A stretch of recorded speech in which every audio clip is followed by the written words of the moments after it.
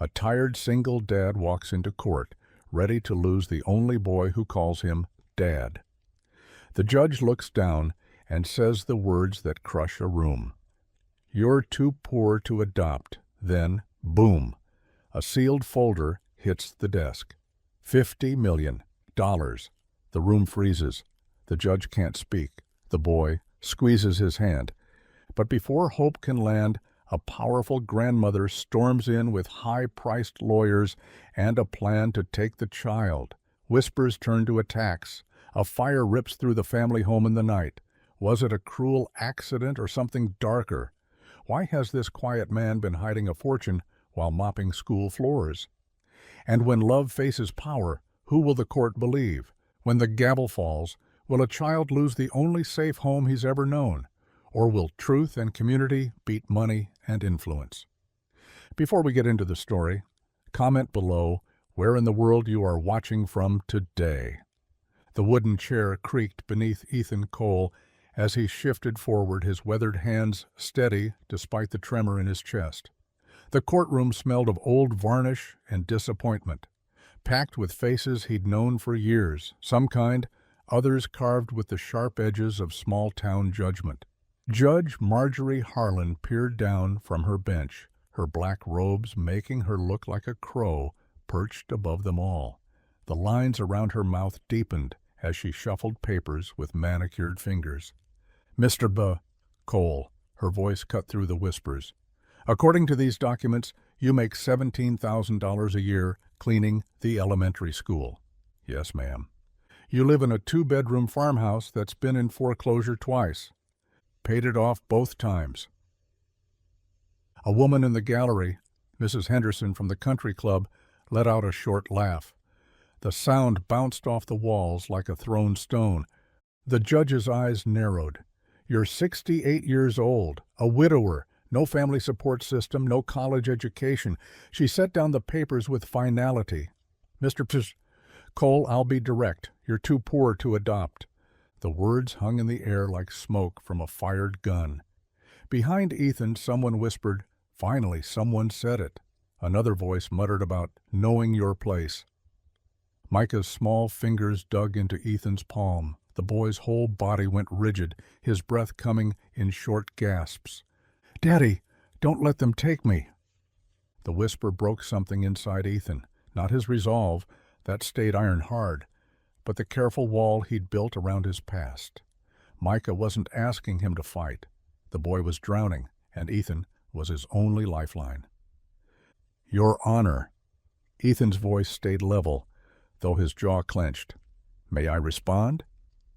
Judge Harlan waved a dismissive hand. "Mr. Cole, the facts speak for themselves. This child needs stability, resources, opportunities you simply cannot. I have something you need to see." The judge's eyebrows rose at the interruption. The gallery hushed. Ethan reached into the worn leather satchel at his feet. His fingers found the sealed manila folder he'd carried for 3 years, hoping he'd never need it. The paper felt heavy as lead. "What is this?" Judge Harlan's tone sharpened. "Some character reference?" "Mr. Cole, I have a stack of those already. Your neighbors think you're a good man. That's not enough to raise a child." Micah pressed closer to Ethan's side. The boy's favorite dinosaur shirt, the one Ethan had patched twice, was damp with nervous sweat. "It's not a reference." Ethan stood, his bad knee protesting. The shrapnel from Da Nang still sang its old song on cold mornings. He walked forward, each step measured, and placed the folder on the bailiff's desk. "It's a bank statement." The bailiff, a young man named Tommy, whom Ethan had taught to change oil last summer, looked between Ethan and the judge. "Bring it here," Judge Harlan ordered. Tommy climbed the steps to the bench. The judge broke the seal with efficient movements, her expression skeptical. She unfolded the document. The change came like a thunderclap. Her face drained of color, her mouth opened, then closed. She looked at the paper again, as if the numbers might rearrange themselves into something that made sense. "This is—" She cleared her throat. "This shows an account balance of $50 million. The courtroom erupted. Chairs scraped. Voices collided.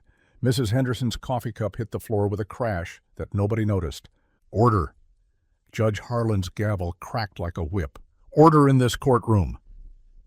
The noise died to buzzing whispers, every eye fixed on Ethan, who stood with his hands clasped in front of him, same as he had during his wife Sarah's funeral 15 years back.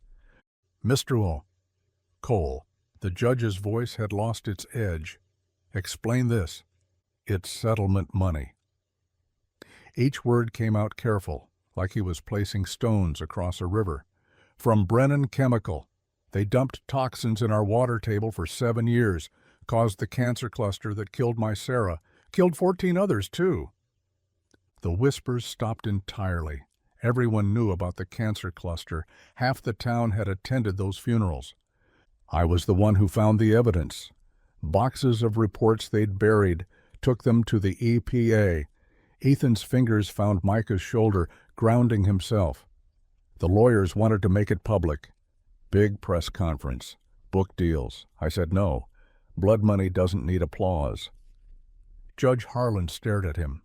"You've had $50 million for 3 years, and you've been mopping floors."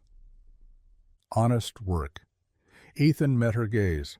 The money goes where it's needed. Anonymous scholarships, food bank, new roof on the Veterans Center, Mrs. Delgado's cancer treatments. He nodded toward a woman in the 3rd row who gasped, her hand flying to her mouth. "Money's just a tool. Same as a mop or a hammer." Micah tugged on Ethan's sleeve.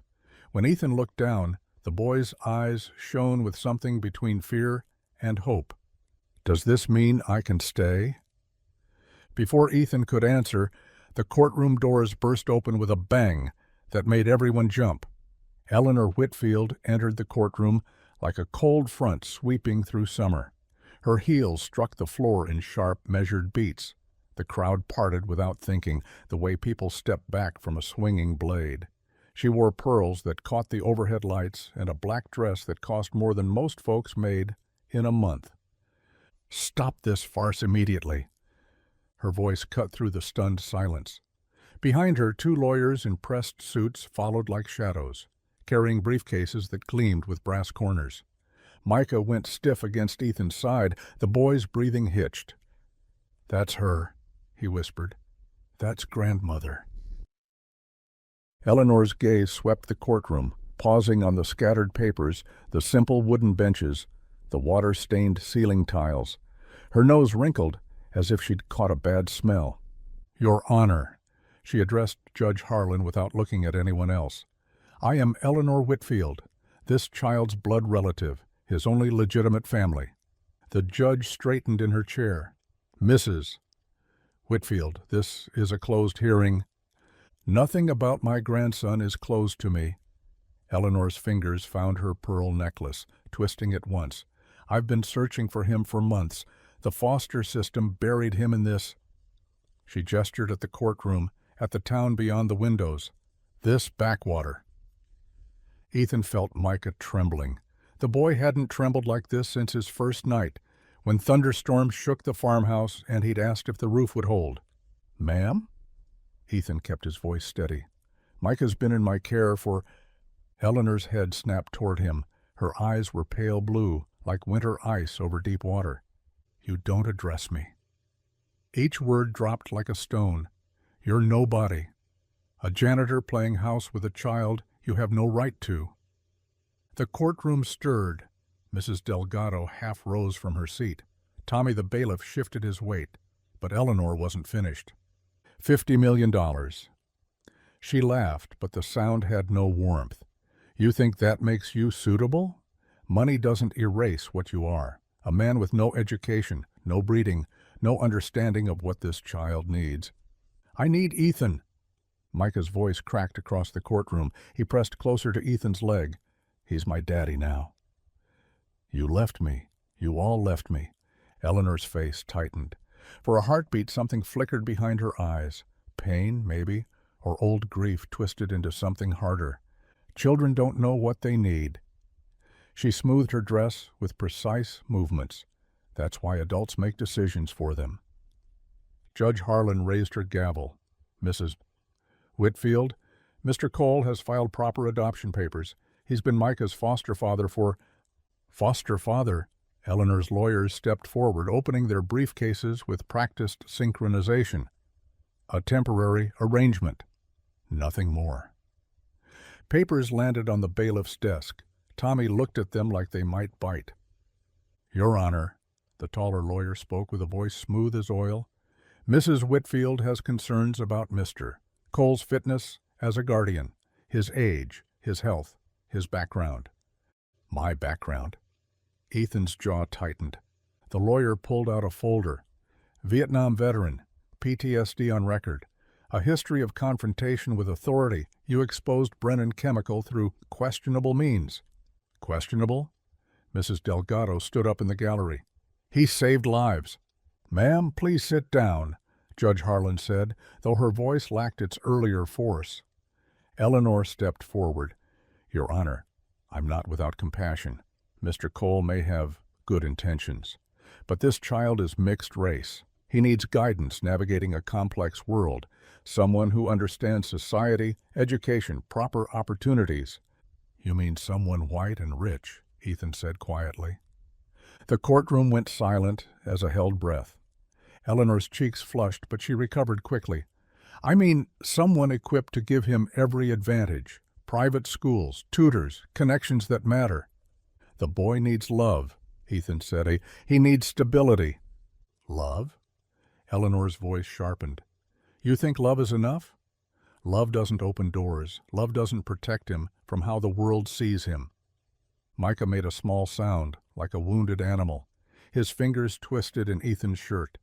Judge Harlan looked between them, her face drawn with sudden exhaustion. The bank statement still lay on her desk, $50 million in black ink, but it seemed smaller now, overwhelmed by Eleanor's presence and her lawyer's thick folders. Mrs. Whitfield raises legitimate concerns, the judge said slowly. The court must consider all factors regarding the child's welfare. Your Honor, Ethan started. I'm scheduling a full hearing. The gavel came down with sharp finality. 30 days from now. Until then, Micah remains in Mr. Cole's care, but Mrs. Whitfield will have supervised visitation rights. No, Micah's voice broke. I don't want to see her. She doesn't want me. She just doesn't want him to have me. Eleanor flinched. Just barely, but Ethan caught it. The court has decided, Judge Harlan said. She looked older suddenly, the lines around her eyes deeper. Both parties will have time to present their cases properly. The gavel struck again. People began filing out, voices rising in discussion. Eleanor turned on her heel, her lawyers falling into step. At the door she paused. 30 days, Mr. Cole. She didn't look back. Enjoy them? Then she was gone, leaving only the echo of her heels and the scent of expensive perfume. Micah pressed his face against Ethan's stomach, shoulders shaking with silent sobs. The drizzle started as they left the courthouse. Not real rain, just enough moisture to blur the world at its edges. Micah walked close to Ethan, their steps matching despite the difference in their strides. Are we still a family? The question came small, almost lost in the sound of water on pavement. Ethan stopped walking. He knelt right there on the sidewalk, not caring about the wet seeping through his worn khakis. His hands found Micah's shoulders. Look at me! Micah's eyes were red-rimmed but fierce, like he was holding himself together through pure will. I'm not letting go, Ethan squeezed gently. Not for her. Not for anyone, you hear me? Micah nodded once, then crashed into Ethan's chest. They stayed that way while the town moved around them, people heading home from work, cars splashing through puddles, the world continuing its spin. The farmhouse sat 3 miles outside town, down a dirt road that turned to soup when it rained. Nothing fancy. White paint peeling in places, porch that creaked, kitchen door that stuck unless you lifted while pushing, but the roof was solid and the rooms held warmth. Homework first, Ethan said as they stepped inside. Even today? Especially today. Life doesn't stop for court dates. Micah dropped his backpack on the kitchen table with dramatic suffering. Ethan put soup on the stove, tomato from a can, but he'd learned to doctor it with basil from the garden and a splash of cream. The kitchen filled with comfortable sounds. Pencil scratching paper, soup bubbling. The old clock above the sink counting seconds. Ethan stirred with one hand and watched Micah work, tongue poking out in concentration over long division. Sarah would have loved this boy. The thought came gentle as the rain outside. His wife had wanted children desperately. They'd tried for years before the cancer took that dream, along with everything else. She'd died 2 months before the settlement came through. 2 months before the money that might have bought experimental treatments, better doctors, more time. Ethan had nearly burned the check when it arrived. $50 million for a dead wife. The math didn't work, but he'd kept it. Put most away, lived on his janitor's salary, and found ways to let the money do quiet good. The new playground at Jefferson Elementary, the fund that paid for groceries when families came up short. All anonymous, all insufficient to fill the hole Sarah left. Then Micah arrived 8 months ago, abandoned by a father who couldn't handle the pressure and a mother who chose pills over parenthood. Eleanor had been called first, but she'd cited health concerns and travel schedules. The boy had cycled through 2 foster homes before landing with Ethan. "You don't have to take him," the social worker had said. "Mixed-race children face unique challenges, and at your age." But Micah had been sitting in the office chair, feet not quite touching the ground, trying to look tough, while his whole body screamed loneliness. He'd reminded Ethan of the kids in Vietnam villages, old eyes and young faces, having seen too much too soon. "Mr. Cole?" Micah's voice pulled him back. "Is 11 times 7 77? What do you think?" Micah counted on his fingers, lips moving silently. "Yeah, 77. You got it." The soup was ready. Ethan ladled it into bowls while Micah cleared his homework. They ate quietly, but it was comfortable quiet, the kind families have when words aren't necessary. "She smelled weird," Micah said suddenly. "Who?" "My grandmother. Like those stores Mom used to take me to, the ones where you couldn't touch anything." Ethan considered his words carefully. "She's used to a different kind of life. She doesn't want me." Micah stirred his soup, making patterns. "She never wanted me. Even before, when Mom asked for help. Sometimes people are scared of what they don't understand. Are you scared of me?" The question hit Ethan sideways. "No, son. Never. Even though we don't match?" Micah held up his brown arm next to Ethan's weathered white one. "Especially because we don't match. Means we chose each other." After dinner, Micah worked on a sketch while Ethan washed dishes. The boy had talent. Could capture moments with just pencil and paper. This one showed 2 figures by a pond, fishing poles bent with promise. "That's us at Miller's Creek," Micah explained. "Remember? You caught that big catfish but let it go." "Too pretty to eat," Ethan said. "You said that about all of them." By 9, Micah's eyes were drooping. Ethan carried him to bed, though the boy protested he was too old for that. The sketch came too, clutched tight even as sleep took hold. Ethan built a fire in the front room's stone fireplace. The wood was dry oak, saved from a tree that fell 2 winters back. He watched flames eat shadows while rain picked up outside, drumming the roof. Eleanor Whitfield had money, lawyers, connections that ran deep as kudzu through the county's power structure. She had everything except a reason to want Micah beyond keeping Ethan from having him. The judge's face haunted him, that uncertainty when Eleanor entered, the way her confidence crumbled. Money talked in small towns. 50 million should have shouted, but Eleanor's presence somehow spoke louder. The fire popped, sending sparks up the chimney. Ethan added another log. He thought about calling someone, but who? His lawyer was competent but overwhelmed. The social worker meant well, but followed rules above all else. The few friends he'd made kept their distance now, unsure how to act around sudden wealth he'd never wanted. Tomorrow he'd start fighting properly. Tonight, though, he just sat with the fire and the rain and the weight of promises made to a sleeping boy. The sketch lay on the coffee table where Micah had left it. Two figures fishing, their lines cast toward hope. Morning came gray and wet. Ethan's pickup coughed twice before starting, the engine protesting another day's work. Micah sat beside him, backpack between his feet, watching raindrops race down the window. The school parking lot buzzed with morning chaos. Parents in minivans and SUVs jockeyed for position, while kids darted between cars. Ethan pulled into his usual spot near the back, away from the crowd. "You got your lunch money?" Micah patted his pocket. $3. "Library book?" "In my bag." They sat a moment longer. Through the windshield, Ethan caught Mrs. Henderson leaning into Mrs. Palmer's car window. Both women glanced toward his truck, then away quickly. "They're talking about us," Micah said. "People talk. Doesn't mean we have to listen." But as they walked toward the entrance, the whispers followed. Some parents nodded encouragement. Tom Bradley even called out, "We're with you, Ethan." Others pulled their children closer, as if poverty might be contagious. Near the flagpole, Joyce Kimball spoke just loud enough to be heard. "Eleanor Whitfield has connections all the way to Atlanta.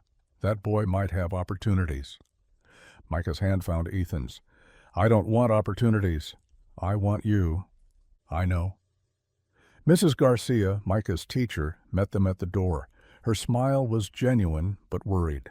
"Micah, why don't you head to class? I need to speak with Mr. Cole." After Micah disappeared down the hall, she lowered her voice. "There have been calls.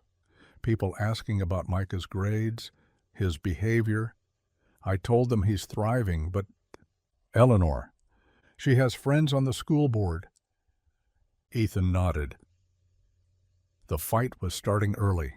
Back home, he found Pastor Samuel Lewis sitting on his porch steps, a thermos of coffee between his knees. Time had turned his hair white and bent his shoulders, but his eyes still held the same steady warmth they'd had in a field hospital outside Da Nang.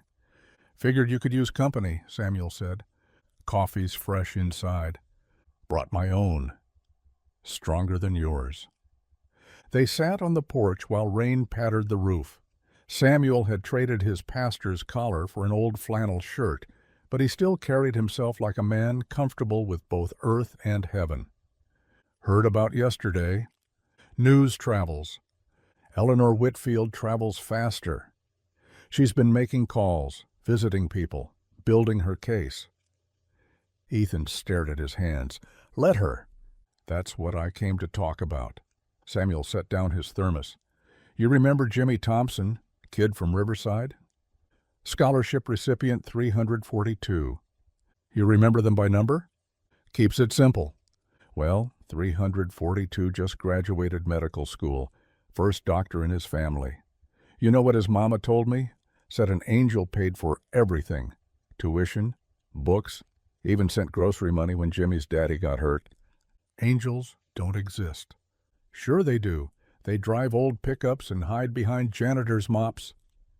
Samuel's voice hardened. "You fixed our church roof after the hurricane, kept the food pantry stocked through 3 recessions, paid for diabetes medicine for half the county's elderly. Those were anonymous. To everyone but God and your bank manager. And now, me, because I pay attention." Samuel stood, joints creaking. "The truth isn't pride, Ethan. It's testimony. Your story could change hearts." "I don't want to change hearts. I want to raise my boy. Sometimes they're the same thing." After Samuel left, Ethan worked on the tractor engine, losing himself in the simple honesty of mechanical problems. Gears didn't lie. Pistons didn't judge. Fix what's broken, maintain what works. If only custody battles were that simple. Evening brought church supper in the fellowship hall. Ethan hadn't wanted to go, but Micah insisted. "It's mac and cheese night," the boy had said, as if that settled everything. The hall smelled of casseroles and coffee, familiar as a grandmother's hug. Tables stretched in rows, covered with mismatched cloths and centered with grocery store flowers. Conversations hummed, punctuated by children's laughter and the clatter of serving spoons. Ethan and Micah found seats near the middle, not hiding, not showcasing. People approached in waves. Mary Curtis squeezed Ethan's shoulder. "That woman doesn't know what love looks like." Robert Jackson shook his hand firmly.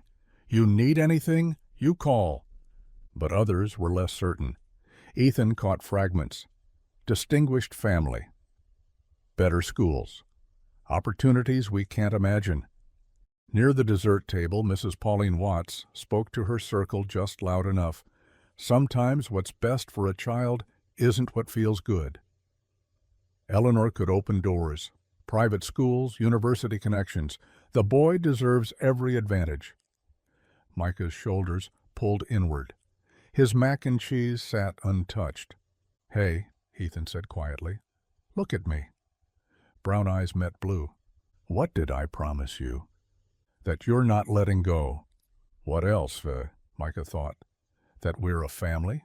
And understanding dawned on the boy's face. "We fight together." "That's right. You and me against whatever comes." "Even her?" "Even her. Even the whole world if we have to." Micah straightened, took a bite of mac and cheese. "It's good tonight." "Always is." They stayed until cleanup, helping stack chairs and fold tables. By the time they left, the rain had stopped, leaving the world washed and waiting. Friday's dinner table held Ethan's attempt at normal: fried chicken from his mother's recipe, green beans from the garden, cornbread still warm from the oven. Micah attacked his drumstick with enthusiasm, grease shining on his fingers. "Miss Peterson says we got to do a hero project," Micah announced between bites. "Write about someone who changed the world or something." "That's nice. Who you thinking about? Martin Luther King? Maybe Neil Armstrong?" "You." Ethan's hand paused halfway to his plate. "I'm no hero, buddy." "Sure you are." "You were in the war. You saved people." "That was different." "And you saved me." Micah wiped his hands on his napkin, suddenly serious. "Before you, I had 6 different houses." 6. Nobody wanted to keep me. "Micah!" "You did. Even when the social worker said I was difficult, even when I broke your window playing baseball inside. That was an accident. Still, you kept me." The boy pulled a crumpled paper from his pocket.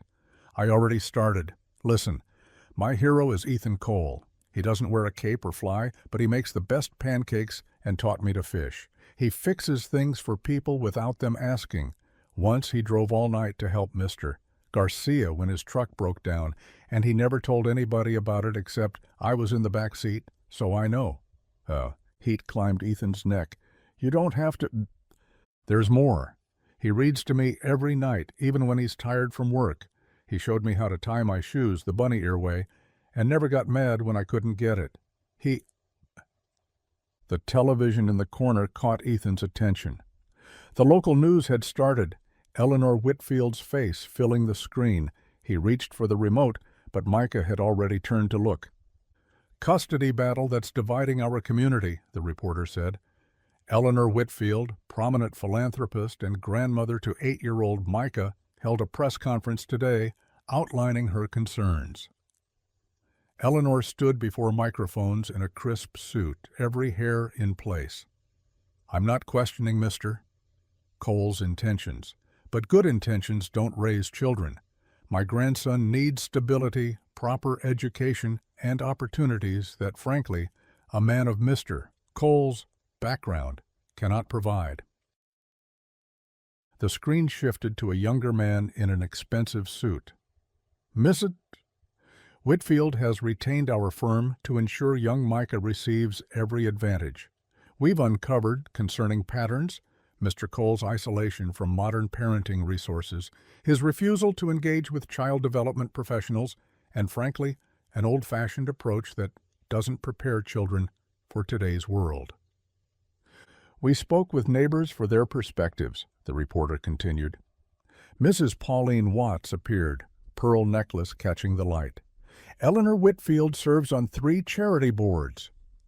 She has connections at the finest schools. Wouldn't any parent want that for their child? Then Robert Jackson, still in his work clothes. Ethan Cole is the finest man I know. That boy lights up around him. You can't buy that kind of love. Another face, another opinion. He means well, but meaning well isn't enough. The boy deserves more than a farmhouse and good intentions. Mary Curtis, fierce. That woman abandoned her own daughter. Now she wants to play grandmother. Where was she when Micah needed her before? The report continued, but Ethan had heard enough. He clicked off the television. Silence filled the kitchen like water in a glass. Micah's drumstick lay forgotten on his plate. Are they going to take me away? The question hung between them, heavy as storm clouds. Ethan pushed back his chair, walked around the table, and knelt beside Micah's seat. This close, he could see the fear swimming in the boy's eyes, the way his small hands trembled. Look at me. Micah did. Not if I have breath in me, son. But she has lawyers, and money, and dash dash. And I have you. That's worth more than all her lawyers combined. What if the judge believes her? Then we'll show the judge the truth. We'll show everyone. Ethan cupped the boy's face gently. Remember what I told you? We fight together. That hasn't changed. Promise? Promise. Micah leaned forward, arms wrapping around Ethan's neck. The embrace was fierce, desperate. A child holding on to the only solid thing in his shaking world. Ethan held him back just as tight. Later, after dishes and homework, after bedtime stories and prayers, Ethan stood at the living room window. The farmhouse lights flickered in the reflection, old wiring he'd been meaning to fix. Beyond the glass, darkness stretched toward town, where Eleanor Whitfield was probably planning her next move in a house that never had electrical problems. The weight of what was coming pressed on his shoulders. Legal battles, public scrutiny. His quiet life turned inside out for strangers to judge. He'd fought wars before, but those had been simpler. You knew your enemy, knew your objective. This was different. This was Micah. The lights flickered again, throwing shadows across the wall. Storm coming, maybe, or just old bones of a house showing its age, like him. Either way, morning would come. Eleanor would make her moves. The town would watch and whisper. And he would fight, not with money or connections or fancy lawyers, but with the only weapon he'd ever trusted, stubborn, unshakable love.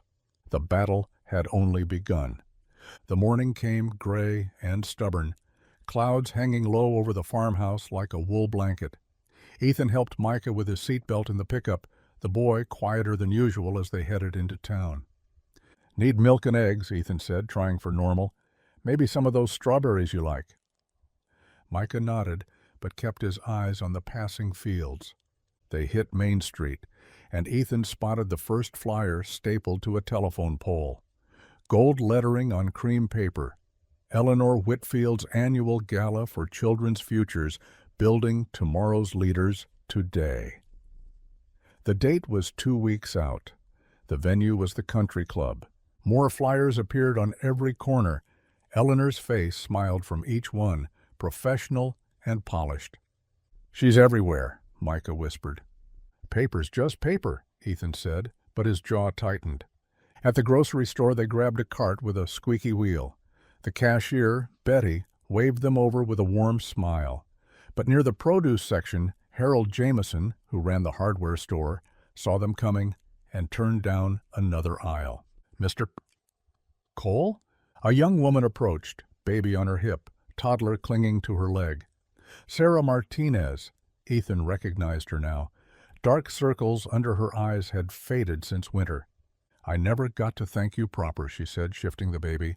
For the rent money last January, we would have been on the street. No need for thanks. There is, though. Her voice dropped. I heard what's happening. With the custody thing. It's not right. You're a good man. The toddler tugged at Ethan's pants leg. He bent down, offered his finger for a tiny handshake. The child giggled. You take care, Ethan said. They moved through the aisles, Micah helping pick tomatoes and bread. Near the cereal, a man's voice carried over. Don't know what Cole's thinking. Boy needs proper raising, structure, not some old fool who doesn't understand what kids face these days. Tom Brennan, loud enough to be heard 3 aisles over. His companion agreed. Eleanor Whitfield knows about education. Connections. That's what matters now. Micah's hand found Ethan's sleeve, fingers gripping the flannel tight. Come on, Ethan said softly. Let's get those strawberries. They paid and left, Betty squeezing Ethan's hand at the register, her eyes saying what her voice couldn't with other customers nearby. Back home, the broken fence post leaned like a drunk against its neighbors. Ethan had been putting off the repair, but work helped settle the mind. Want to learn something? He asked Micah. The boy brightened. Can I use the hammer? If you're careful. Ethan fetched tools from the barn, hammer, nails, a fresh post he'd cut last month. He showed Micah how to hold the hammer properly, thumb along the handle, not wrapped around. Power comes from your whole arm, not just your wrist, he demonstrated, and always watch where the nail's going, not the hammer. Micah's first swings were tentative, barely tapping. His 4th hit true, driving the nail halfway. I did it. You did good. They worked together, Ethan holding the post steady while Micah hammered the support brackets. The boy's face scrunched with concentration, tongue poking out slightly. Why does Mrs. Whitfield want me now? Micah asked between swings. She never wanted me before. Ethan considered his words. Sometimes people realize too late what they've missed. But she doesn't even know me. Not like you do. No, she doesn't. She doesn't know I hate Brussels sprouts, or that I get scared during thunderstorms, or that I like it when you read Tom Sawyer with different voices. All true. Micah set down the hammer. I don't want to live in a big house if you're not there. Before Ethan could respond, tires crunched on the gravel drive. Pastor Lewis's sedan pulled up, the older man emerging with his familiar steady gait. Thought I'd stop by, he called out. See how you're holding up. They sat on the porch steps, Micah between them, while the sun started its descent behind the tree line. Pastor Lewis had brought sweet tea in a thermos, shared it around in mason jars Ethan fetched from inside.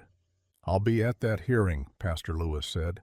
Tell them about the real Ethan Cole, the one who carried me 3 miles through jungle when I took shrapnel, the one who's been feeding half this town without them knowing. Appreciate it, Samuel. Others will speak up too. Mary Curtis is organizing folks. Eleanor's got professional lawyers. That gala she's throwing, it's not about charity. It's about showing the judge she's connected, powerful. Pastor Lewis sipped his tea. David had a slingshot. You've got truth. Truth doesn't always win in court. Maybe not. But it wins in the end. After the pastor left, Ethan tucked Micah into bed, the boy holding tight during their hug. We fixed the fence good, Micah said. We did. Tomorrow, can we fix the loose board on the porch? Sure can. Ethan turned off the light, but lingered in the doorway. In 2 weeks, Eleanor would host her gala, all the town's important people raising glasses to her generosity. He'd be here, reading bedtime stories, checking homework, being exactly what Micah needed, a father. But would it be enough? Against her money, her connections, her polished presentations of what a child supposedly deserved? The house settled around them, old wood sighing. Outside, crickets started their evening chorus, simple sounds, ordinary sounds, the sounds of home. He closed Micah's door softly and walked to the kitchen, where tomorrow's lunch needed packing and bills needed paying. Eleanor could throw all the galas she wanted. He had work to do. The classroom smelled of chalk dust and morning sunshine. Micah stood at the front, his Hero Project poster board propped against Mrs. Henderson's desk. 22 third graders watched him, some picking at glue residue on their desks, others genuinely curious. My hero is Ethan Cole, Micah began, voice barely above a whisper. Mrs. Henderson nodded encouragement from the side. He pointed to the first picture, a photograph he'd taken with Ethan's old camera. This is him fixing our neighbor's roof after the storm. He didn't charge nothing. Anything, Mrs. Henderson corrected gently.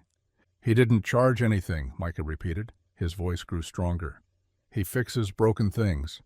Not just fences or cars. He fixes people when they're sad. The fidgeting stopped. Even Tommy Morrison, who usually spent class time flicking paper balls, leaned forward. Micah revealed his drawing.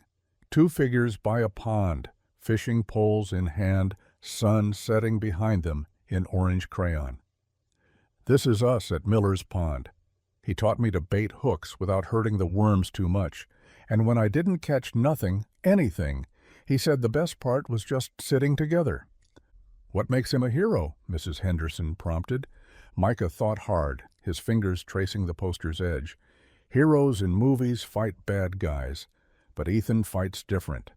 When Mrs. Chen's store got robbed, he didn't chase the thief. He helped her clean up, brought new groceries from his own money, fixed her door stronger than before. A hand shot up. Does he have superpowers? Kind of. Micah brightened. He knows when people need help before they ask. Like when Marcus's dad lost his job, he glanced at Marcus, who nodded permission to continue. Ethan just showed up with a whole truck of food, didn't make a big deal, just said he had extra. The room stayed quiet, unusual for 3rd grade. He reads to me every night, does different voices for all the characters, makes Tom Sawyer sound real brave and Huck Finn sound worried, but trying not to show it. Micah's voice cracked slightly. He chose me when nobody else wanted to. Mrs. Henderson dabbed at her eyes with a tissue. From the back row, Marcus started clapping. Others joined.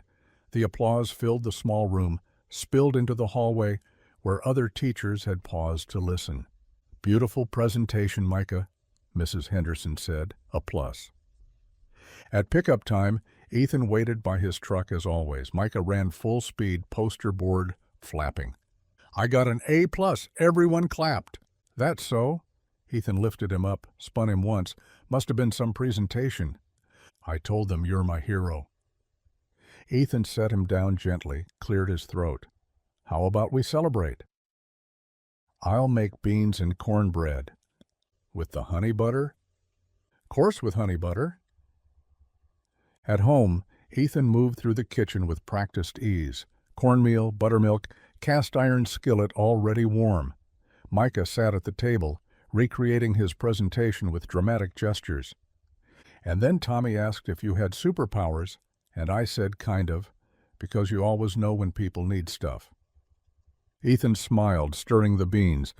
Sometimes folks just need someone to notice. Mrs. Henderson cried. Good tears, though.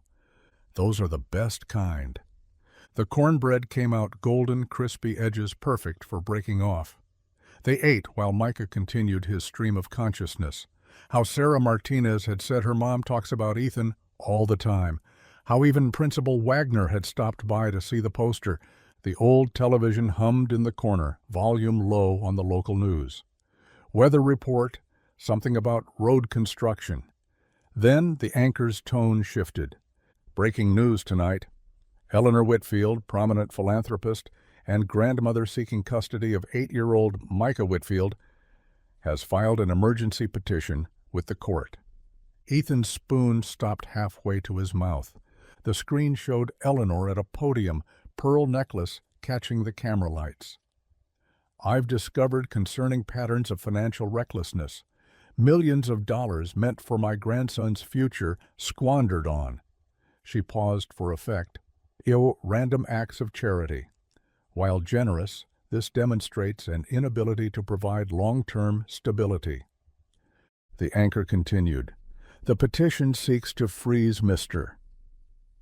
Cole's accounts pending investigation into potential mismanagement. Mrs. Whitfield's attorneys claim this is necessary to protect the minor child's interests. Ethan set down his spoon carefully. His face had gone the color of old paper. Legal experts say this could significantly impact the upcoming custody hearing, the anchor added. We'll have more at 10. Micah looked between the television and Ethan. What does freeze mean? Means the money stops moving for a while. Like when the pond ices over? Something like that. Does this mean we're poor again? Ethan pulled the boy close, felt the small shoulders tense with worry. Listen to me. Poor is when you don't have enough food, or a roof, or someone who loves you. We've got beans, we've got cornbread, we've got this house, and we've got each other. But what if, no matter what happens, you'll never go without love? That's not something they can freeze or take to court or argue about with fancy lawyers. Micah pressed his face against Ethan's flannel shirt. I don't care about the money. I know you don't. I just want to stay here. That's what we're fighting for. They sat like that while the beans grew cold, the television droning on about other news, neither of them ready to let go. Outside, evening birds called to each other across the fields, ordinary sounds on an extraordinary day. 2 days passed in a blur of phone calls from lawyers and worried glances from neighbors. Ethan had just finished patching a leak under the kitchen sink when the knock came, 3 sharp raps that cut through the afternoon quiet. Maria Sanchez stood on the porch, professional in her county social services blazer, but with eyes already brimming. She clutched a thick manila folder against her chest. Mr. Cole, her voice wavered. I heard about the custody case. Maria, Ethan wiped his hands on a dish towel. Come in, got coffee on. She stepped inside, taking in the tidy living room. Micah's homework spread on the coffee table, his sneakers by the door, a half-finished model airplane on the mantel. I wouldn't be here if it weren't for you.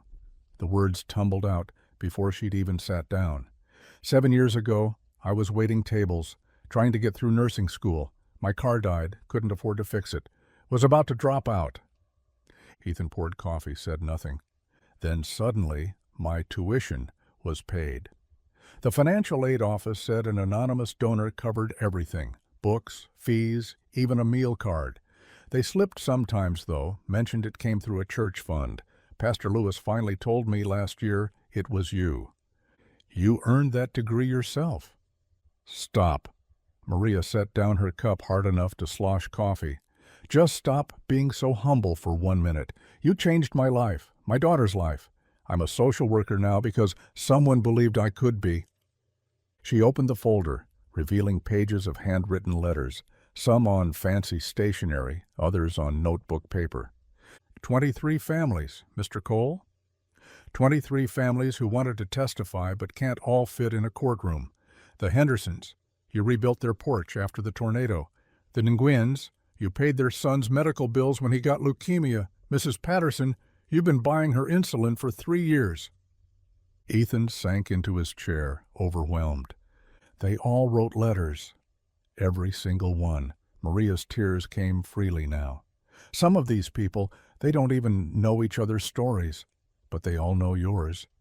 I never wanted recognition. Fame? I know, but this isn't about your pride anymore. It's about Micah. She leaned forward. Let me testify. Let me bring these letters. Let people see who you really are. From upstairs came the sound of Micah's feet hitting the floor, home from school through the back door. He appeared in the doorway, backpack still on. Miss Maria? His face lit up. Are you here about the court thing? I'm here to help, sweetheart. Good.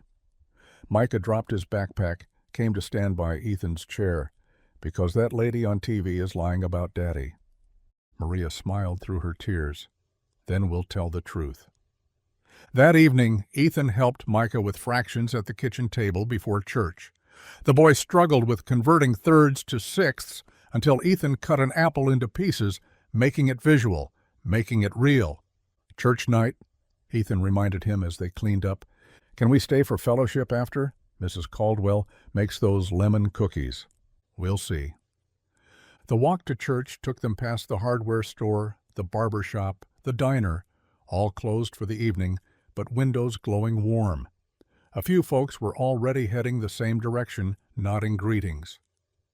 Inside the small church, the Wednesday crowd was larger than usual. Ethan noticed immediately, people who usually only came Sundays, some he hadn't seen in months. They slid into their regular pew, Micah automatically reaching for the hymnal. Pastor Lewis took the pulpit, his deep voice filling the sanctuary. Tonight's scripture comes from Luke chapter 10. The Good Samaritan. Ethan knew it before the pastor began reading. A man was going down from Jerusalem to Jericho when he was attacked by robbers. Pastor Lewis read slowly, letting each word settle. When he finished, he closed the Bible, looked directly at the congregation. We talk about the Samaritan's kindness. But remember, Samaritans were outcasts, looked down upon. The priest and the Levite who passed by, they were the respectable folks, the ones with status. Several people shifted in their seats. Sometimes the greatest love comes from those the world overlooks. The janitor who fixes more than floors. The veteran who fights battles at home nobody sees. The foster father who chooses a child others might pass by. Mrs. Caldwell was crying quietly. Tom Henderson gripped his wife's hand. The Good Samaritan was overlooked until his deeds spoke louder than wealth or position. Church, we got any Good Samaritans among us? After the service, Ethan tried to leave quickly, but people kept stopping him. Mrs. Patterson pressed an envelope into his hand. "For lawyer fees," she whispered. Tom Henderson did the same. "It ain't much, but it's something." "I can't." "You can and you will," Mrs. Caldwell said firmly, adding her own envelope. "You think we don't know? All these years?"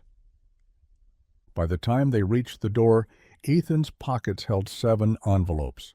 Pastor Lewis gripped his shoulder. "Stop hiding that light under a bushel, brother." Outside, the spring evening had cooled. Street lamps pooled yellow light on the sidewalk. Ethan and Micah walked slowly, the boy kicking a pine cone ahead of them. "Daddy, maybe people are starting to see the truth." Ethan looked down at the boy's hopeful face, felt the weight of the envelopes in his pocket, not money, but faith, trust, community. "Maybe they are, son. Maybe they are." Above them, stars were just becoming visible, tiny lights breaking through the darkness one by one. A week later, Ethan stood before his bedroom mirror, working a tie he hadn't worn in years. His hands trembled slightly, not from age, but nerves. The Navy suit hung well enough, though the shoulders were broader than when he'd bought it for his wife's funeral. "Daddy?"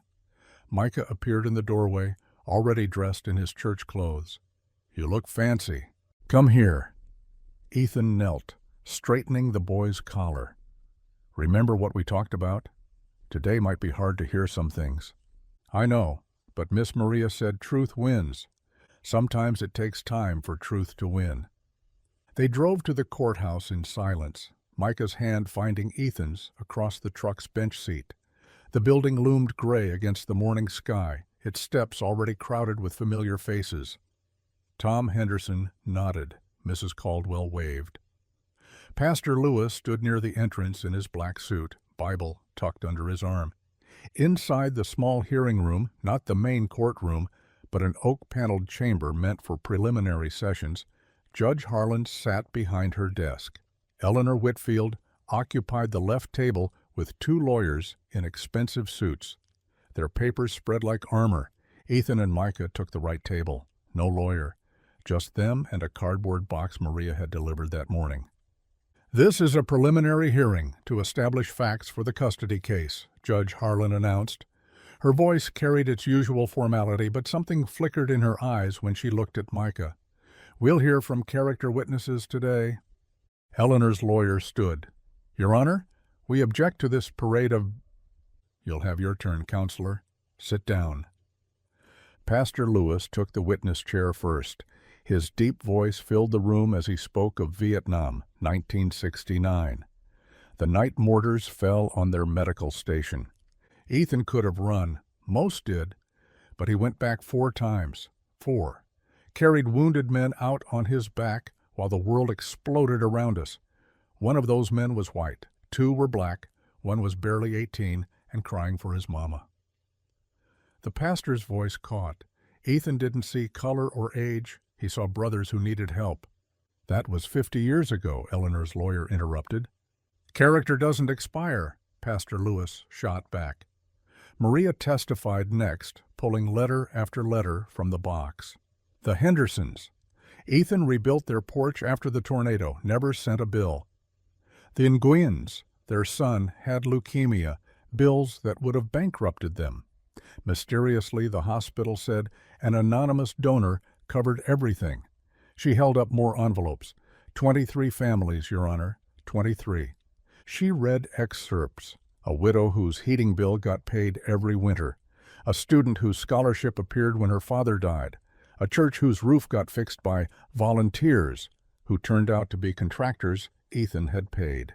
Even the judge's clerk, Margaret, raised her hand nervously.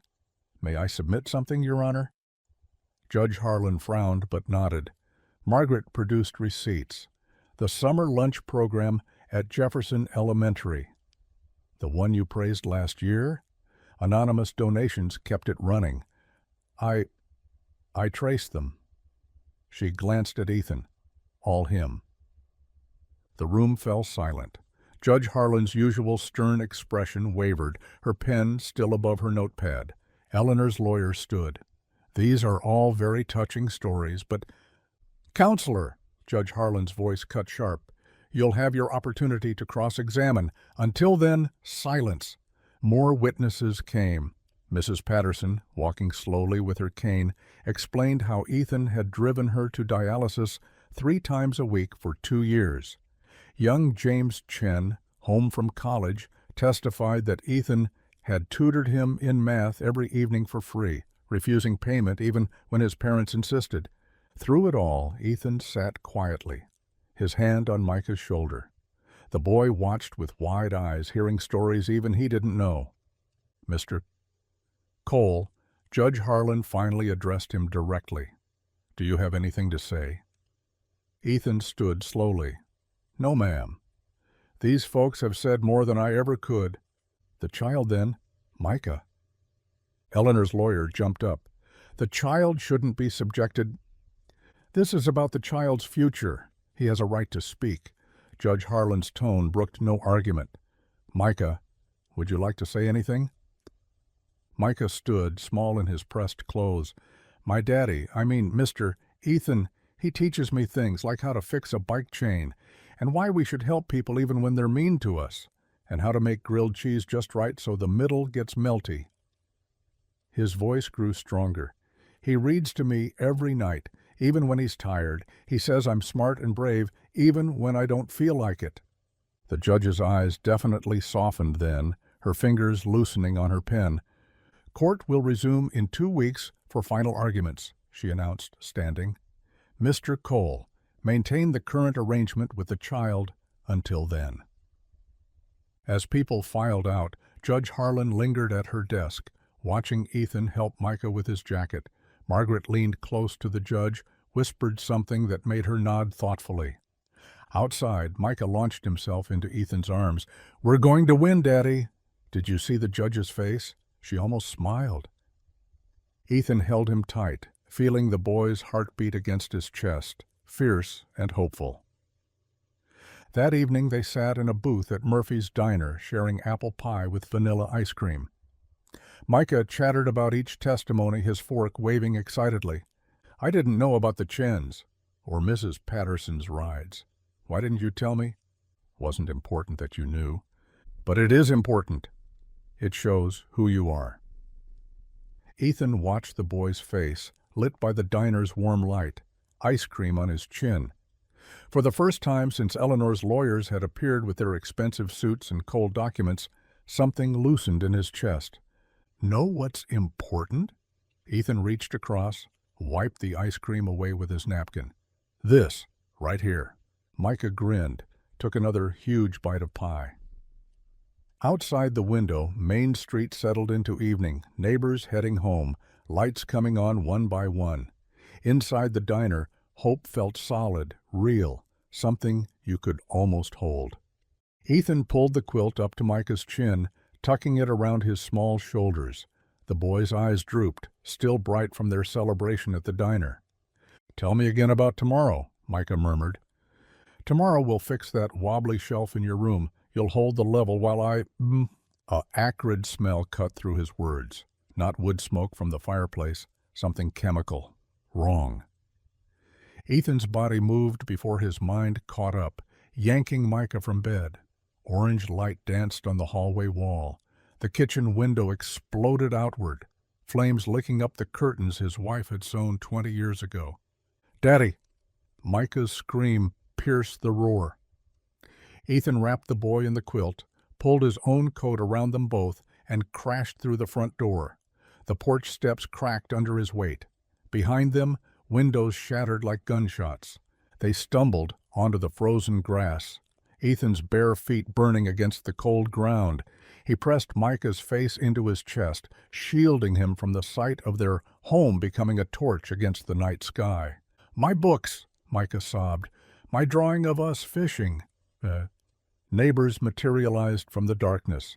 Tom Richardson with a garden hose that might as well have been a water pistol.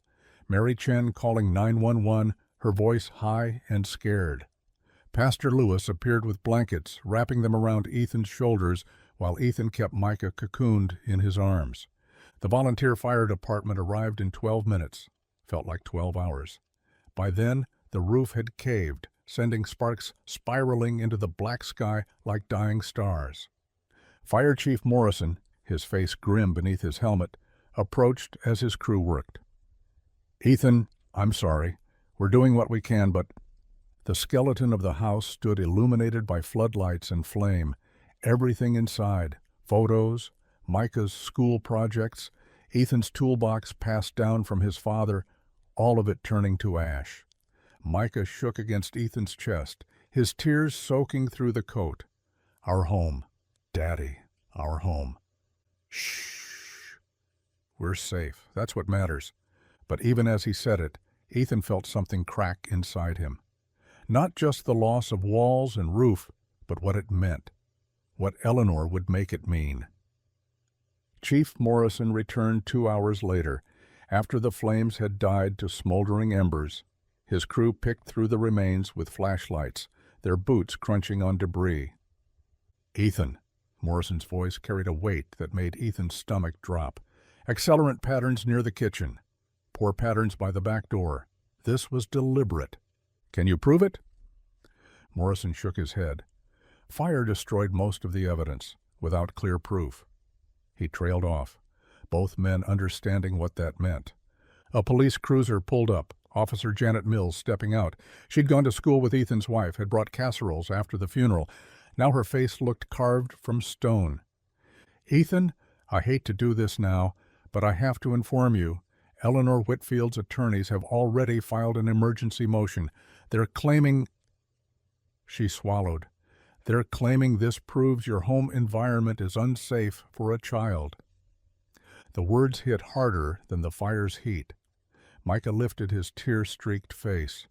"What does that mean?" "Nothing," Ethan said firmly, though his voice rasped from smoke. "It means nothing." Officer Mills shifted uncomfortably. "There's a hearing tomorrow morning. Emergency session. You'll need to appear." "Where?" Ethan gestured at the smoking ruins. "Where exactly should we appear from?" "Ethan, you can stay with us," Pastor Lewis offered immediately. Several neighbors echoed the invitation, but Ethan knew how it would look. Homeless, rootless, everything Eleanor claimed he was. He walked to his truck, still holding Micah, and lowered the tailgate. They sat together, the boy curled into his side, both of them watching smoke rise from what used to be their kitchen, their living room with its worn couch where they read together, Micah's bedroom with the glow-in-the-dark stars on the ceiling. "Where will we sleep now, Daddy?" Micah's voice came out broken, smaller than Ethan had ever heard it. Ethan looked toward the horizon where dawn would eventually come, the weight of it all, the fire, the accusation, the fight ahead, pressed down on his shoulders. His feet throbbed from burns he hadn't noticed until now. His lungs ached with each breath. But Micah's hand found his in the darkness, small fingers interlacing with his calloused ones. "Remember what I taught you about camping?" Ethan managed. "Sometimes storms knock down your tent. Doesn't mean you stop the journey." "But our house?" "Was just wood and nails. We're still here, still together." Tom Richardson approached with a thermos of coffee and a box of clothes his wife had gathered. "These should fit Micah." Maybe you two close enough." Others came forward, blankets, shoes, a stuffed bear someone's daughter had outgrown. The generosity should have lifted Ethan's heart, but all he could think about was tomorrow's hearing, Eleanor's lawyers circling like vultures over the bones of his life. Chief Morrison returned once more. "Ethan, I'll write my report careful as I can, but without hard evidence." "I know. For what it's worth, we all know this stinks to high heaven." As the fire trucks pulled away, Ethan sat on that tailgate, Micah's weight warm against his side, and stared at the smoke still rising from their devastated home. Dawn crept across the sky in pale streaks, revealing the full devastation. What had been their home stood as blackened bones against the morning light. Smoke still curled from the ruins, lazy tendrils that carried the smell of everything they'd lost. Ethan stood at what used to be the front door, Micah pressed against his leg. The boy hadn't let go since they'd escaped, his small fingers twisted in Ethan's shirt. "It still smells like our home," Micah whispered, voice raw from crying and smoke. "Like your workshop. Like Sunday pancakes." The words cut deep. Beneath the acrid char, Ethan caught it too. Wood polish from the dining table his wife had loved, the faint sweetness from the apple tree that grew too close to the kitchen window. A pickup rumbled up the drive. Tom Richardson and his wife Martha climbed out, arms full. Martha wrapped a quilt around Micah's shoulders while Tom pressed a thermos into Ethan's hands. Coffee strong and black. The heat through the metal made Ethan realize how cold he'd gotten, standing there in yesterday's smoke-stained clothes. More neighbors arrived as word spread. The Hendersons brought sandwiches nobody would eat. Old Mrs. Chen from 2 farms over appeared with a box of her grandson's outgrown clothes. Even Harold Briggs, who'd muttered about old fools at the grocery store, showed up with work gloves and trash bags. "Thought you might want to see what's salvageable," Harold said gruffly, not meeting Ethan's eyes. They picked through the debris together, a strange congregation in the morning light. Ethan moved carefully through what had been the living room, boots crunching on glass and ash. The couch where he'd taught Micah to read, gone. The bookshelf with its collection of repair manuals and his wife's poetry books, destroyed. His foot hit something solid. Bending down, he brushed away ash to reveal the metal lockbox from the hallway closet. The documents inside, birth certificates, the adoption papers he'd been filing, would be ruined, but maybe... The lock had melted. Inside, nothing but black soup. "Daddy, look." Micah crouched near what had been his bedroom wall, holding something carefully. The drawing from his hero project, the one of them fishing together. The edges were burned, the colors smudged by water and heat, but their faces remained. 2 figures by a river, holding fishing poles, smiling. Ethan's throat tightened. "We'll frame that." "When we get a new house?" "Yeah, when we get a new house." Martha Richardson touched Ethan's elbow gently. "What about clothes? Photos?" Ethan shook his head. The photo albums had been in the living room cabinet. 3 decades of memories turned to nothing. Near the kitchen's remains, his boot kicked something that clinked. He knelt, sifting through the ash until his fingers found it. His wife Sarah's locket, the chain broken, but the heart-shaped pendant intact. He'd kept it in the kitchen drawer, taking it out sometimes while washing dishes, remembering. The gold was blackened, the delicate engraving obscured by soot, but it had survived. He closed his fist around it, feeling its edges bite into his palm. Pastor Lewis's station wagon pulled up just past noon. The older man took in the scene, the destroyed house, the neighbors, picking through rubble, Ethan and Micah standing like refugees in their own yard. "Come on," he said simply. "Both of you. My spare room's ready." "Samuel, we couldn't—" "You could, and you will. Non-negotiable." The drive to the pastor's house passed in silence. Micah sat between them, clutching his burned drawing and a garbage bag of donated clothes. The locket weighed heavy in Ethan's pocket. Pastor Lewis lived in the small parsonage behind the church, 2 bedrooms and a kitchen that always smelled like coffee and old books. The spare room held a single bed and a pull-out couch, a wooden cross on the wall, sunlight streaming through clean curtains. "It's not much," Pastor Lewis apologized. "It's everything," Ethan replied. That evening, after a dinner of soup that nobody really ate, Ethan helped Micah into borrowed pajamas.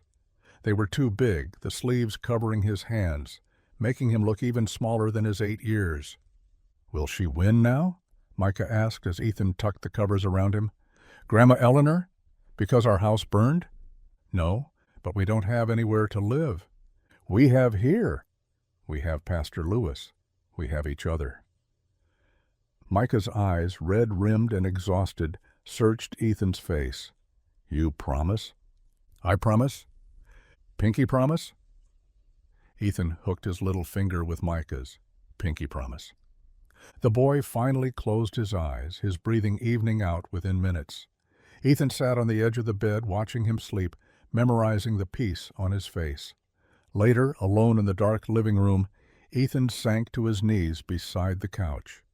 The wooden floor was hard against his bones, cold through his jeans.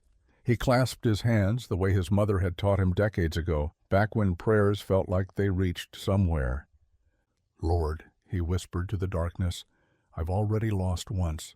Sarah, the house, so much already taken. Please, his voice cracked. He pressed his forehead against his clasped hands. "Please don't take him too."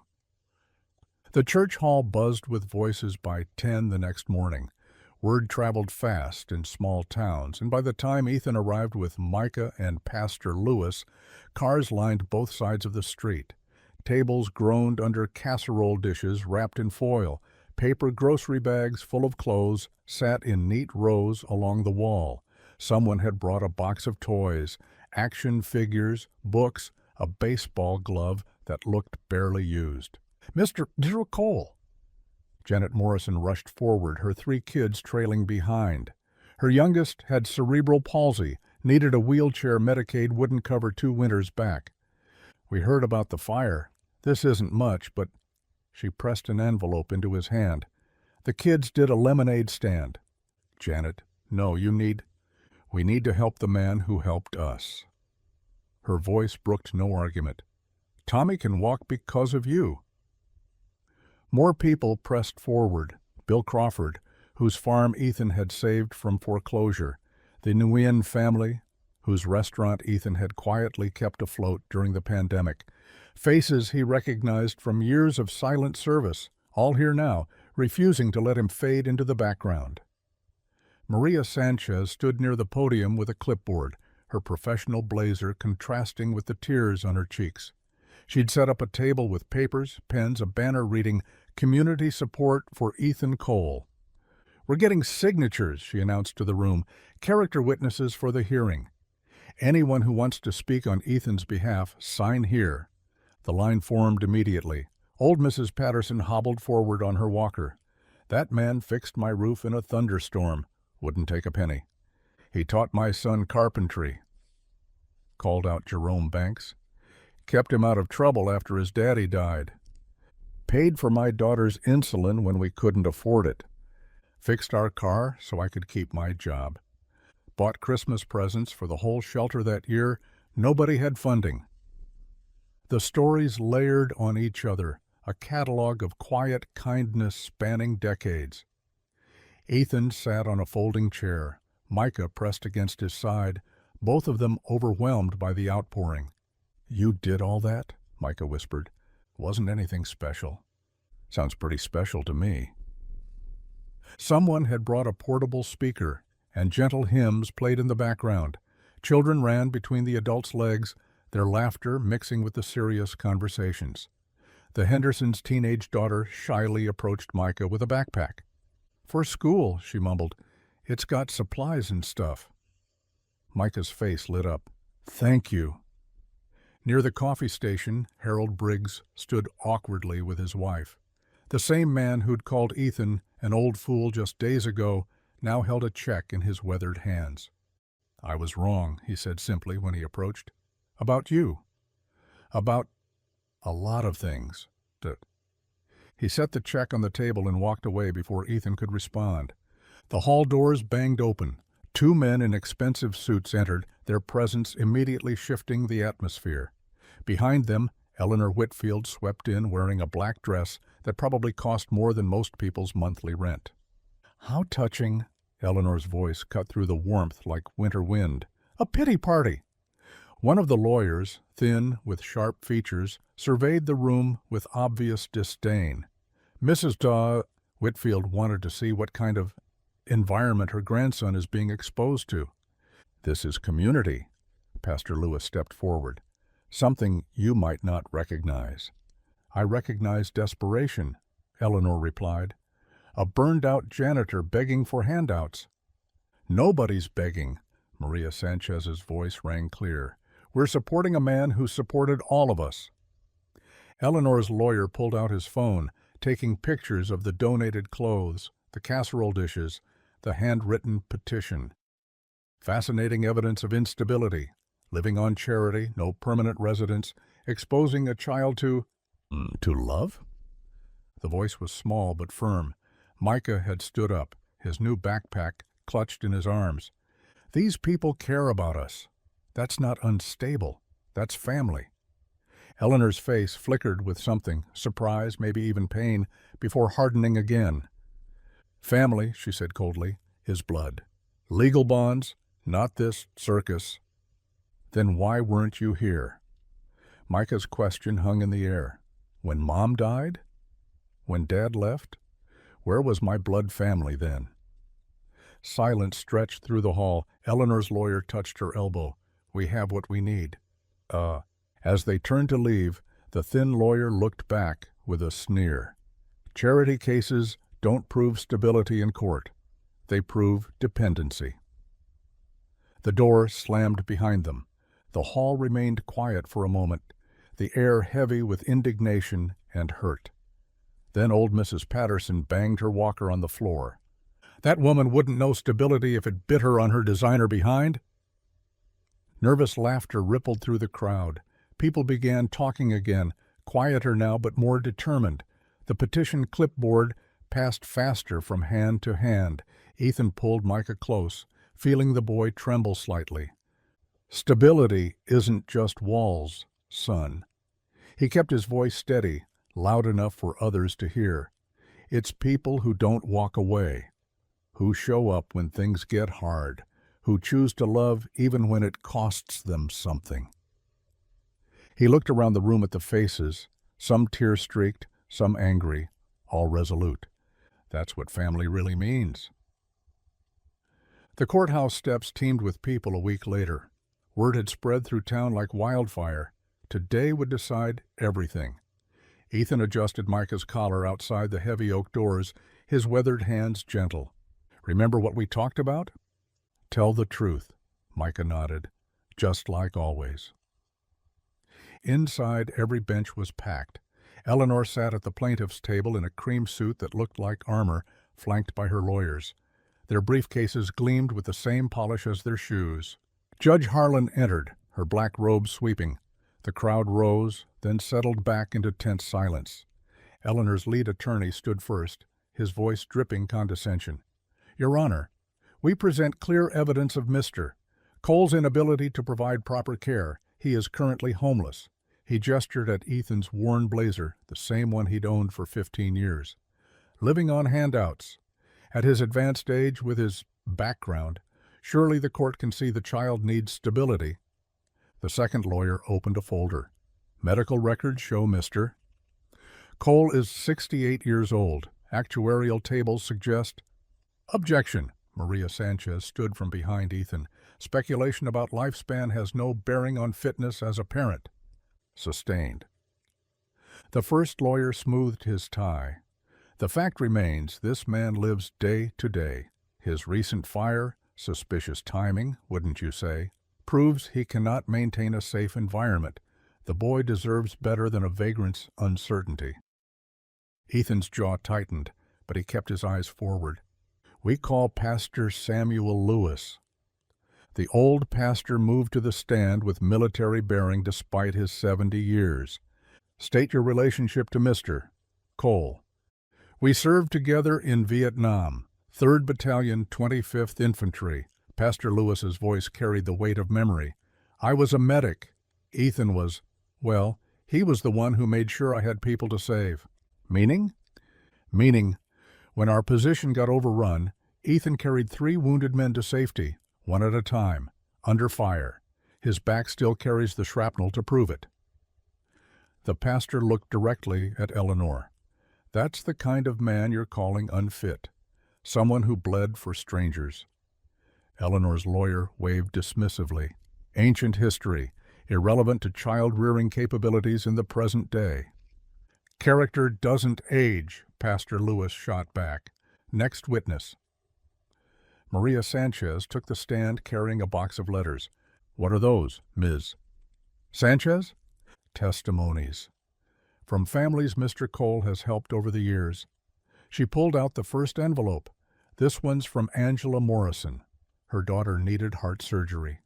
Ethan paid the bill anonymously. She only found out years later. This one's from the Nguyen family. He sponsored their immigration after they fled persecution. 23 letters total, Your Honor, all describing acts of generosity performed without seeking recognition. Hearsay, Eleanor's lawyer interjected. These people are present in the gallery, Maria gestured to the packed benches, ready to testify if needed. Judge Harlan nodded. Continue. The state's own records show Micah's improvement under Mr. Cole's care. His grades went from failing to honor roll. His behavioral issues disappeared. His teachers describe him as happy, confident, thriving. 3 teachers took the stand in succession, each painting the same picture, a boy transformed by love and stability.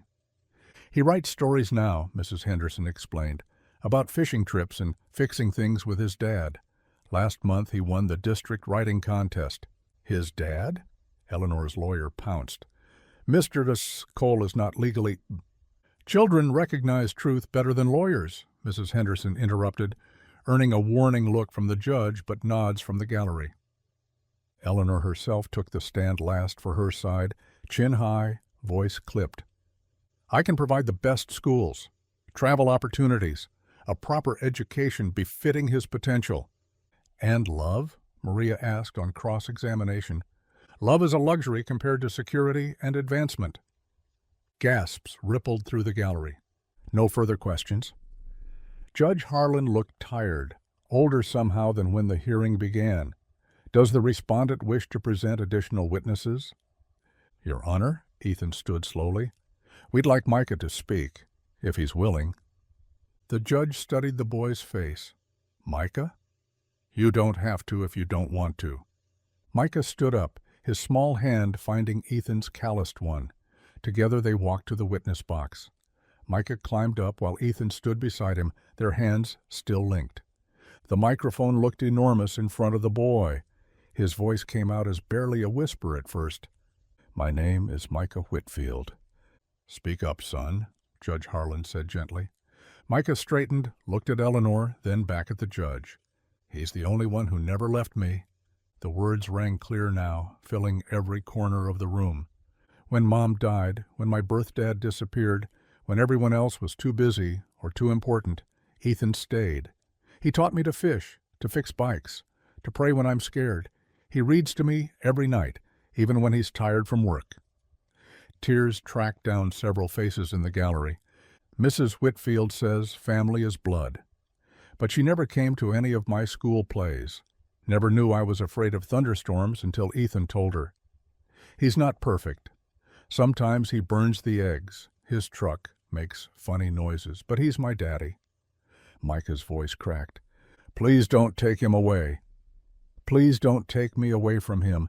We already lost our house. Don't make us lose each other, too. The courtroom fell into absolute silence. Even Eleanor's lawyers seemed frozen. Judge Harlan's eyes shimmered with unshed tears. She looked from Ethan, standing protectively beside Micah, weathered hands gentle, to Eleanor, whose face remained carved from stone.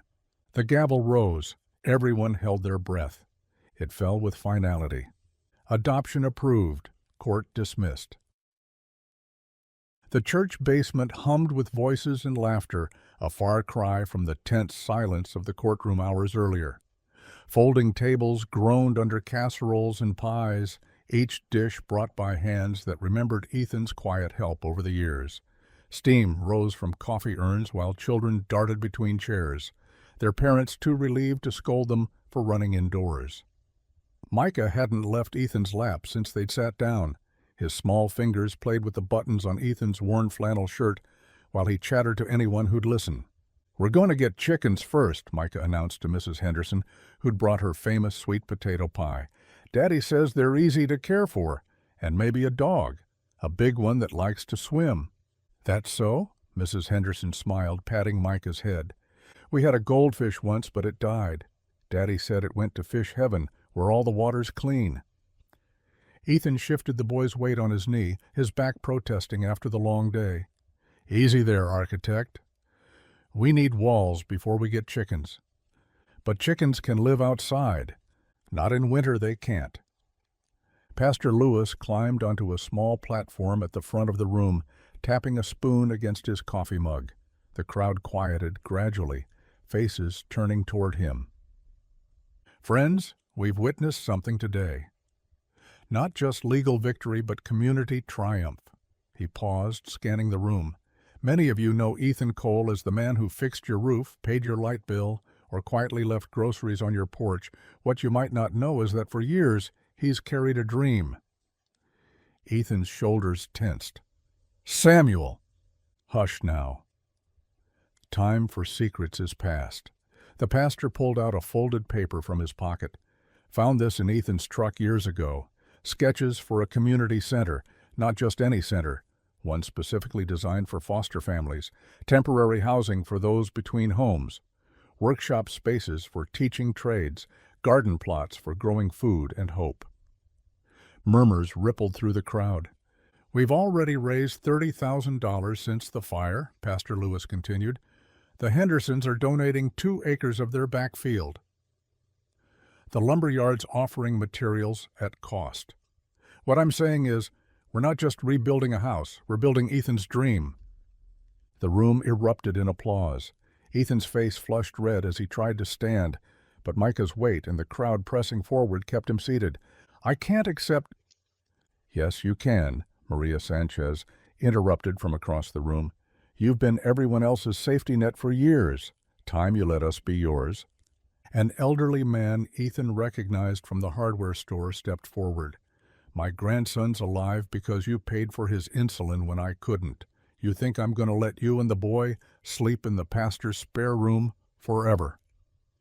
More voices joined in, each sharing a story, a moment when Ethan's invisible hand had held them up. Micah listened with wide eyes, seeing his daddy through the town's grateful lens. "You did all that?" Micah whispered. "Just helped where I could?" "That's a lot of helping." Through the basement window, Ethan caught a glimpse of movement outside. Eleanor Whitfield stood beside her black town car, her driver loading luggage into the trunk. She looked smaller somehow, her sharp edges softened by defeat. For a moment their eyes met through the glass. Something passed between them, not forgiveness exactly, but perhaps understanding. She'd lost more than a court case.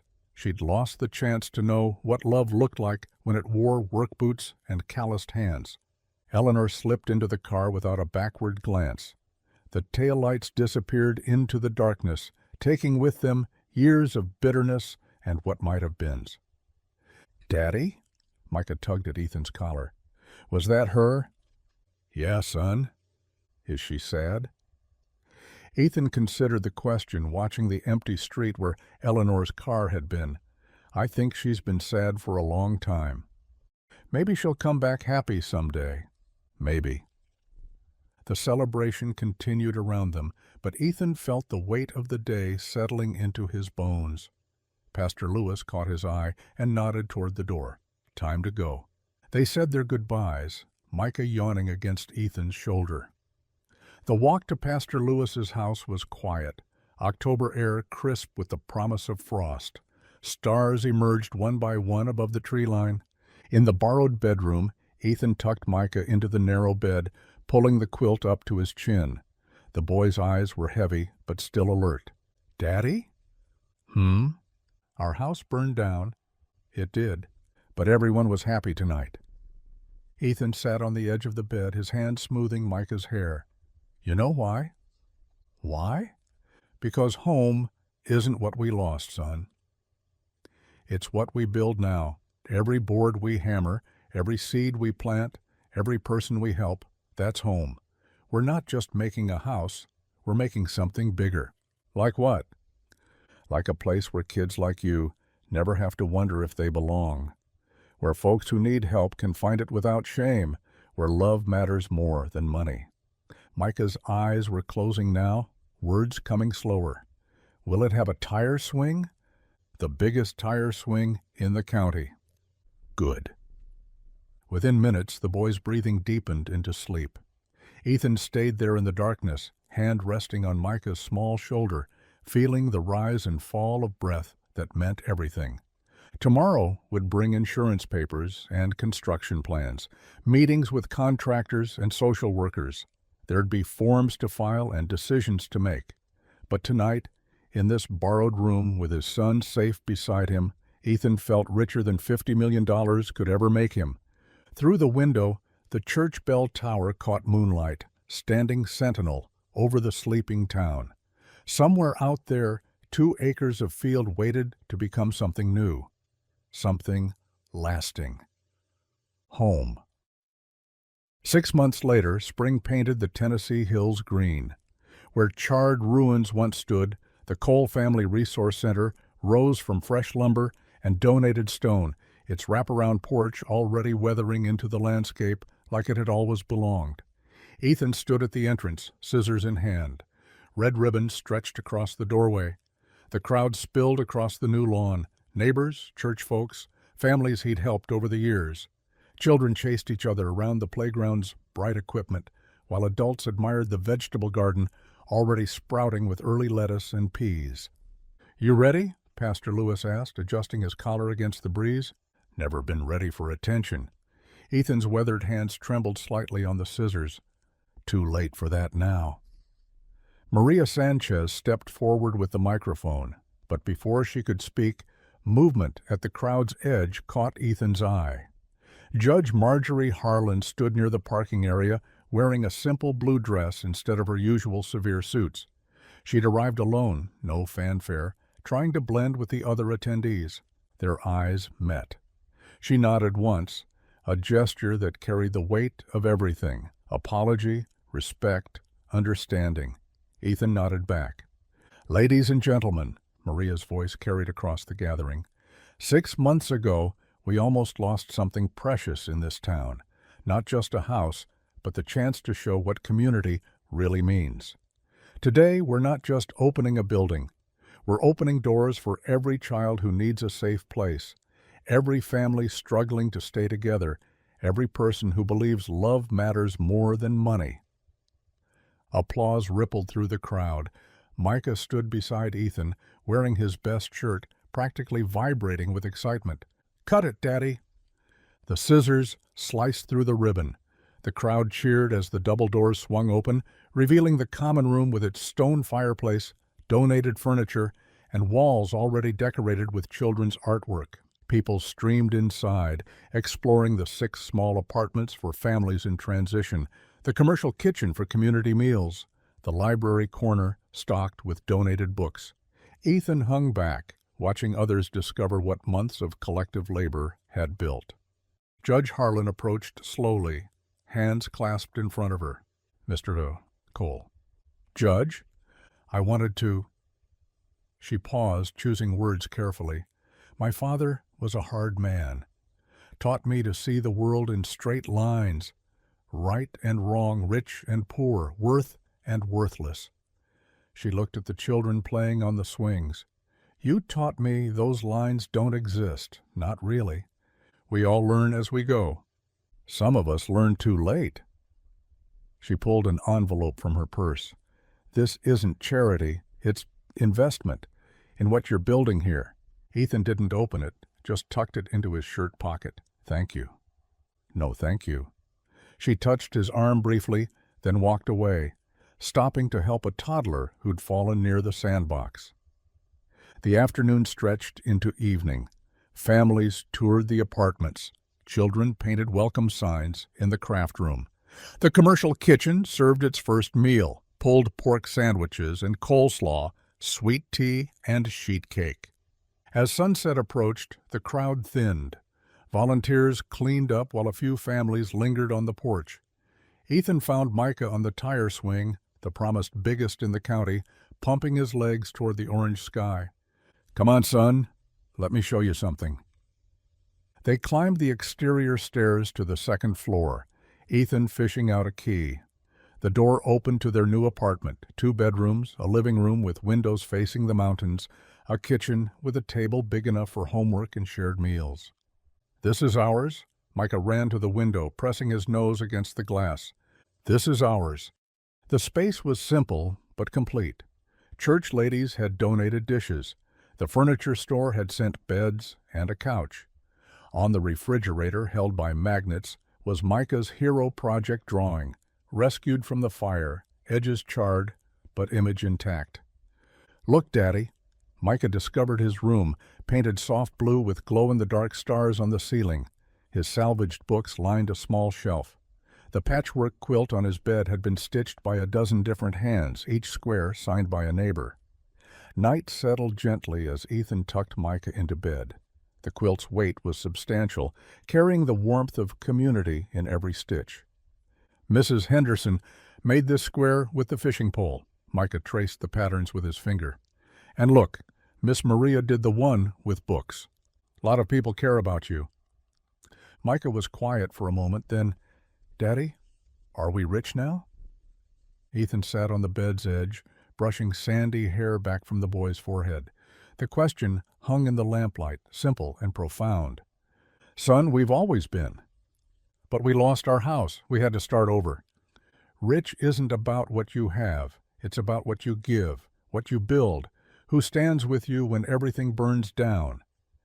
Ethan's rough thumb traced Micah's cheek. "Look at this place. Every board, every nail, every window, that's love made solid. That's wealth no fire can touch." Micah's eyes were closing, but he smiled. "We're the richest people in Tennessee." Maybe so. After Micah fell asleep, Ethan stepped onto the small balcony. Below, landscape lights illuminated the new sign by the road.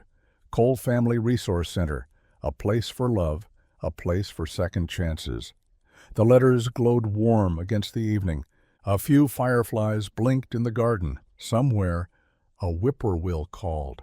The mountains held the last light of day like cupped hands holding water. Tomorrow, the first family would move into the downstairs apartment, a young mother and her daughter, starting over after domestic violence. Next week, the after-school program would begin.